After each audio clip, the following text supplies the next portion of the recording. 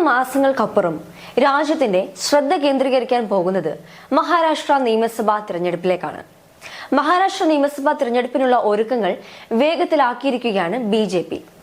അജിത് പവാറിന്റെ NCPയും സഖ്യകക്ഷികളായ BJPയും ശിവസേനയും ഷിൻഡെ വിഭാഗവും അത്ര സ്വരചേർച്ചയിലല്ല. ഇത് മഹാരാഷ്ട്രയിൽ BJPക്ക് ഒരു വിലങ്ങുതടിയാകുന്നുണ്ട്. നിയമസഭയിൽ കൂടുതൽ സീറ്റുകൾ വാഗ്ദാനം ചെയ്താണ് BJP ലോക്സഭയിലേക്ക് 28 സീറ്റിൽ മത്സരിച്ചത്. വിഭാഗത്തിന് 4ഉം ഷിൻഡെ വിഭാഗം ശിവസേനയ്ക്ക് 15 സീറ്റായിരുന്നു നൽകിയത്. തങ്ങളുടെ മണ്ഡലം പോലും പിടിച്ചെടുത്ത് മത്സരിച്ച BJPയെ ഏക്നാഥ് ഷിൻഡെ ശിവസേനയും അജിത് പവാറിന്റെ NCPയും ധാരണയുണ്ടാക്കി പല മണ്ഡലങ്ങളിലും പരാജയപ്പെടുത്തിയെന്ന് കരുതുന്ന വലിയൊരു വിഭാഗം മഹാരാഷ്ട്ര BJPയിലുണ്ട്. അതുകൊണ്ട് തന്നെ നിയമസഭാ തിരഞ്ഞെടുപ്പിൽ ഭരണം നേടേണ്ടത് BJPയെ സംബന്ധിച്ച് പരമപ്രധാനമാണ്.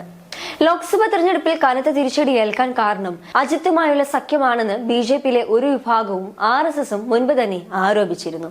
കടുത്ത അസ്വസ്ഥതയിലായ അജിത്ത് നിയമസഭാ തിരഞ്ഞെടുപ്പിൽ 80 സീറ്റ് ലഭിച്ചില്ല എങ്കിൽ ഒറ്റയ്ക്ക് മത്സരിക്കാനാണ് ആലോചിക്കുന്നതെന്നതാണ് സൂചനകൾ.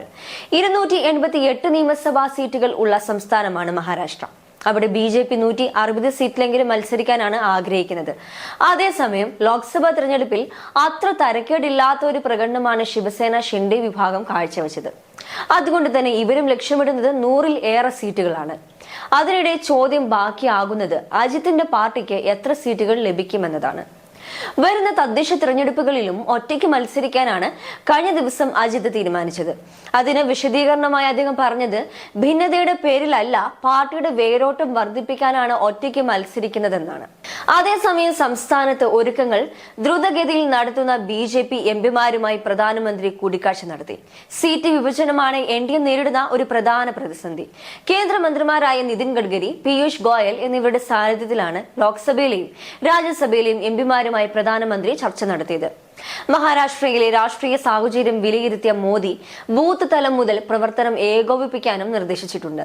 അതിനിടെ NCP നേതാവും ഉപമുഖ്യമന്ത്രിയുമായ അജിത് പവാർ കഴിഞ്ഞ ദിവസം അമിത്ഷായെ കണ്ട് ചർച്ച നടത്തിയിരുന്നു. 288 അംഗ നിയമസഭയിൽ 90 സീറ്റുകൾ വേണമെന്നാണ് NCP ആവശ്യപ്പെടുന്നത്. 100 സീറ്റുകൾ ശിവസേന ഷിൻഡെ വിഭാഗവും ആവശ്യപ്പെട്ടിട്ടുണ്ട്. എന്നാൽ 160 മുതൽ 170 വരെ സീറ്റുകളിൽ മത്സരിക്കാനാണ് BJP ലക്ഷ്യമിടുന്നത്.